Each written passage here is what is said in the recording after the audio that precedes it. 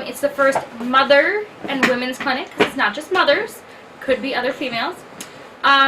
Historically, I'll tell you guys a little bit about, I have been raised in a football household, so I have a little bit different perspective than everyone else, but I have told Commissioner Patterson on quite a few occasions that I think we need to make sure that all the mothers and the women are really trained and kind of have a better background as to what they're looking at. So I think it really makes people a little more comfortable in terms of coming, visiting, and watching, and kind of being more of a participant. So we're focused on these new football clinics that we're going to be offering. So let's begin. The actual expert versus the so-called expert. This is one of my favorite slides because the joke that we always have in our house is who watches more football tape, or who watches more games, me or Commissioner Patterson? And inevitably the answer is me. For every team that we've ever had, I've been the videographer. Yes? Who's that? Yeah! So every team we've had, I've been the videographer. Inevitably I sit down and watch the video again. So every time that they've seen it once, I've seen it twice. And this is just a few times that we've gone to see different games, you know, different professional games and everything. So you have a lot of experience, though, even though you don't necessarily realize that you do yet. Alright, so I know that one of the big concerns that moms always have is safety first. Oh my gosh, you know, football is such a brute sport, my kid's going to get hurt. First, part of the problem is we have untrained coaches teaching kids. Historically, coaches should know not only what's the stance, where do you go, what's your first step, down to that minute detail. So what we're going to focus on is how to avoid injuries. So the first thing is your head's in the wrong place. That's inevitably how you get the back injuries, the neck injuries, and those are really the catastrophic injuries that we really want to avoid. Second is temperature. When you're out there, usually it's summer, usually it's hot, make sure everyone's properly hydrated. Make sure that everybody is not having any of the issues, you know, in terms of dehydration, and they're not going to have any, you know, they weren't drinking Red Bull or something before practice. Warm up. Make sure everyone's warmed up. You can't just run out onto the field and just start playing. Not a single professional player does it, and not a single player for the Pioneers should do it either. And speed. You want to make sure that the kids aren't running full speed at each other when you have, particularly during practice, especially when you have the drills. Don't give them enough space where they could run into each other and then really do some damage. The intention during the drills is not to see how you hit each other. It's, do you have the technique down? Alright, so for practice you want to make sure you have a plan. You wouldn't not plan your day, so make sure that you plan practice. You want to make sure all the coaches are on the same page. You don't want to have, be in front of the kids and say, oh no, I thought we were doing defense day. Oh, I thought we were doing offense day. I thought we were doing... Just make sure you guys have a plan. Make sure everyone's on the same page. Make sure to be able to have modifications for players. When I say modification, I don't mean a player is injured, he's got a broken leg, we're going to let him on the field and do something. That's not what I mean. I mean, if somebody has a tweaked shoulder, something that just needs a little bit of rest, they can still come to practice, they just have to be modified. If you have players that are brand new, that don't know what's going on, they haven't played football before, you definitely don't want them running full speed. You want them at a modified pace.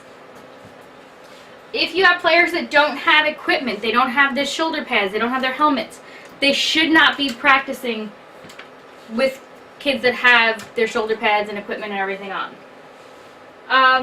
Make sure that your time includes breaks. You should have water breaks. You should have even breaks for them to catch their breath. And you should always have a defined start and end time. One of the things that we've seen are really big issues in practice is, number one, keep everyone active. Kids inevitably get into things when they are not active. So you shouldn't have 15 kids in the corner climbing the fence, jumping on the tree. You should have, those 15 kids should be involved doing something. Utilize everyone. Everyone should have a task, everyone should be moving, everyone should be doing something at every point. Numbers don't matter. We have had, hi. Oh. Alright, so numbers don't matter. We have had practices that are really great that have 8 kids and practices that are great that have 60 kids. As long as the kids get the time, they get the effort, they get the, I can't even focus with you standing there. As long as they get the time, then that's what it's really all about. And crawl before you walk. This is not Madden. There is no X button, O button, A button, B button. You're not going to be teaching these kids how to do the Hail Mary or, you know, what is it, the Statue of Liberty play first day. Make sure that they have the fundamentals down. Because ultimately what you see at the higher levels is that these kids don't have the fundamentals. And when you don't have the fundamentals, that's where you're really opening yourselves up to getting injured. Alright, so your practice plan should look something like this. It should have a start time. You should be making sure you address all the fundamentals. You should have position drills. That's by position. You should also have crossover with those position drills. So kids should not be learning just one position. They should be learning multiple positions. You should have team drills, particularly starting the offensive, defense, and then team all together. You need to have special teams. That's something that in this level we don't really practice enough. You need to be able to punt. You need to be able to kick the ball away. All of those things are important. And then you need to warm down. Team building experiences are always good. We've had anything from, you know, if it is warranted, we've had them run sprints. If it's not warranted, we do something that's more fun. If you have first, second, and third team, again, it's great to have first, second, and third team, but make sure that all the players can play multiple positions. Because there could be a time where your first team, you lose a bunch of players, your second team may not be able to fill in, and maybe your third team may have to, and maybe you don't have a full third team. Or maybe your second team, maybe you just run out of running backs. Something you need to be prepared for. Player position. Again, health or equipment modifications. Full practice is I have my helmet, my shoulder pads, and I'm ready to hit. Thud is kind of like baby bumper cars. You're just kind of bounce off each other because you're not fully prepared for the full tackle. And then no contact, inevitably that's where you see like quarterbacks wearing those red jerseys during practice. That's so there's no contact. Your training camps. Your training camps have to, I would start at least 3 days with no pads. 3 days that you guys are just focused on fundamentals and training. Drill teaching fundamentals without pads. There are two schools of thought. One is, okay, let's learn it without pads. The second school of thought is if you can't do it with the pads, then you can't do it. You should start with no pads, let's work our way up to pads. But you should not go no pads and then game time. Because that's not the way, your kids are never going to be able to figure out how to catch a pass with pads on if they don't practice that as well. So there's absolutely a progression, you just got to start in the beginning. Starting contact, air. As Commissioner Patterson always says, air is undefeated. Air has never beaten anyone, air doesn't take anyone down, air wins. Air is fine. Bag, second, so then they're going to be hitting something that has a little bit of pushback to it, but it's not hitting a person coming at them, and then another player. So you're going to start with air, you're going to start getting the technique down. Where do you put your hand? You know, when you're in your stance, how is your stance? What do you step off with first? Do you step off with your back foot or your front foot? All of that stuff is going to be when you're talking about air. And then each practice plan should include the practice level and modification based on the equipment availability and injury status. So the positions on the field for offense. You're always going to have the center. The center is the guy that stands over the ball. On either side of him you have a guard, and either side of them you have a tackle. That's your front, those are your big guys. So those are the guys my mom used to say would wipe their nose on their sleeve. After them, you may have a tight end. You have a wide receiver. Those are the guys on the outside. And then behind the quarterback, because you have a quarterback. And then behind the quarterback, you'd have fullback or halfback. Those are really, again, when you're talking about a... He's in the shot. When you talk about a running back, it's the fullback or the halfback. So, what you have is a tight end, the wide receivers, and anyone behind the quarterback, they're eligible, which means they can run downfield and they can get a ball. They can catch the ball. None of the big guys on the line can do that. Positions on the field and defense. Since you don't worry about the eligibility requirement, you don't worry about that. I will say that this is kind of where guys tend to usually make all these statements that really used to confuse me a lot. And they'd be like, oh, that's a 5, 12, 17, you know, they come up with all these numbers, right? It's a 4-3. No, it's a 3. But okay, so we're gonna break it down for you real quick. So what you have right on the line. So on the line of scrimmage, you're gonna have tackles and ends. 2 tackles and 2 ends. For this setup, it can change depending on the play you're running. Behind them, you have the linebackers. So you have 2 outside linebackers and a middle linebacker. I believe it's called the mic, right? And the mic is usually almost like the captain on the field at that point. So they're the ones that are going to be telling the plays to the players on the field. Then you have your secondary, which would be any cornerbacks or safeties that you have on the field. So when you talk about a 4-3, this is a 4-3 because you have 4 guys on the line and 3 linebackers. So when guys say, oh, they should have run a 5-2, next time you're going to be like, no, and let me tell you why. So on a running play, you may have more, you're going to bring more guys up, whereas, let's say on a pass play, you may have more guys back in the backfield. When you see like a Hail Mary, you'll notice usually there's only maybe 3 or 4 guys on the line of scrimmage, and everybody else is in the back because they're trying to bat the pass down. So, we're back on offense again. You give the running back the ball. We're telling the running back they're going to be running a dive, right? How do you tell him where to run the dive? Well, the first thing is you have to tell the running back it's him. You wouldn't call out a play and say, hey, have the running back run on the left side, because then the other team knows what you're doing. So the running back has a number. So if you're running a 32 dive, number 3 is the number that the running back has. So the number 2 is telling the running back where to run. So if you look at the running holes, this is the center. So this is where the ball originates from. And if he's running a 32, your running back is running between the center and the right guard. Much like if you were going to say running, let's say, a 35, your running back would be running to the left, all the way between the tight end and the left tackle. 5 or 6 is the off tackle.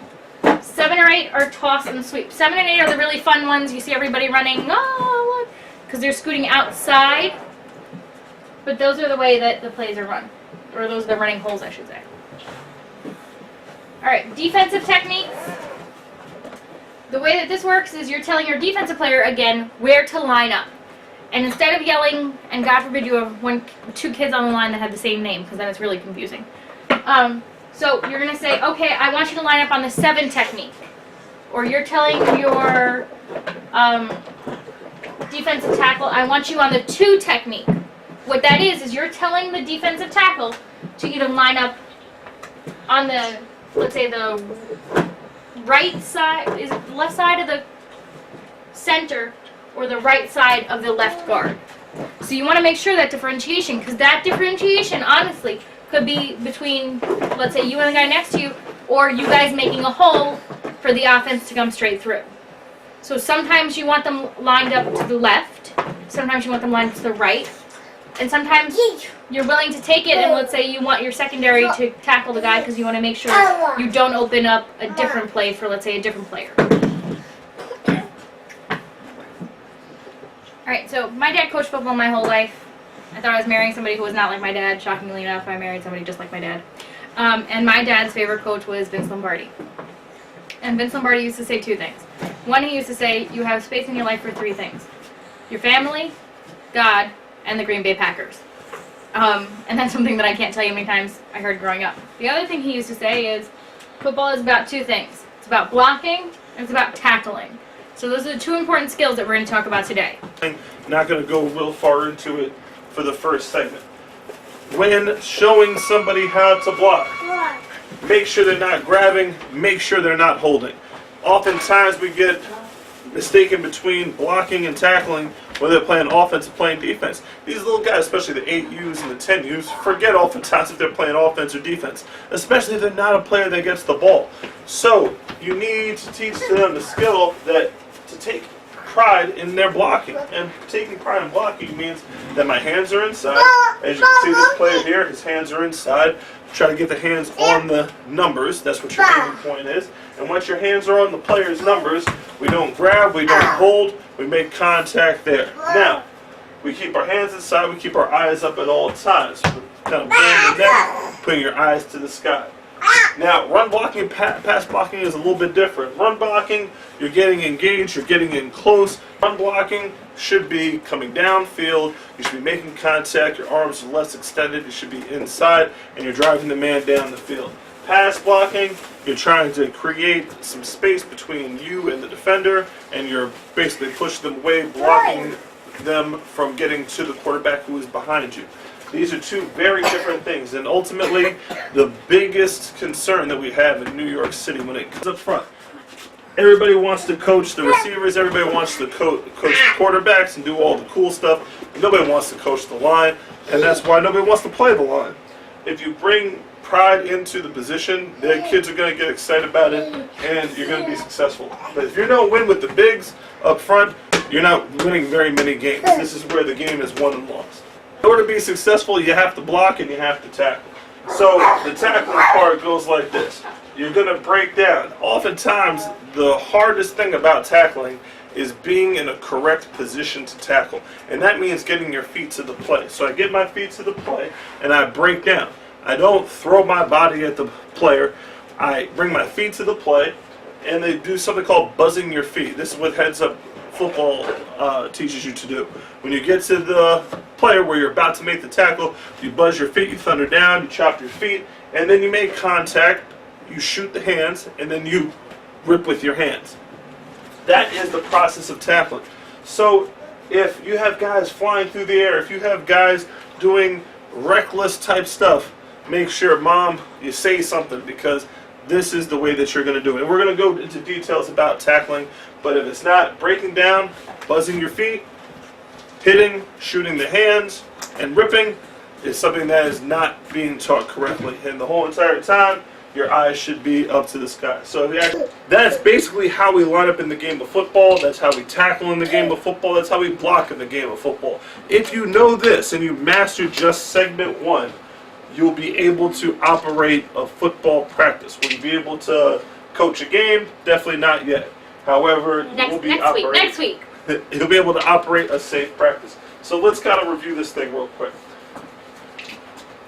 Don't run plays the first day of practice. Teach the fundamentals first. Set the foundation and then build your house from there. Practice safe mechanics in football. There's plenty of clinics out there that teach the drill work necessary to make sure the kids are tackling in a safe manner. Or put the organized in organizations. If you're out there kind of winging it, the players will figure that out, and more importantly, the parents will figure out if you don't know what you're doing. And most of all, blocking and tackling, because that's what football is about. If you can't block and you can't tackle, it's going to be a long season. So once you master these two things, if you got that done first week or two of camp and you're reinforcing it during the course of the season, you're going to have a successful season.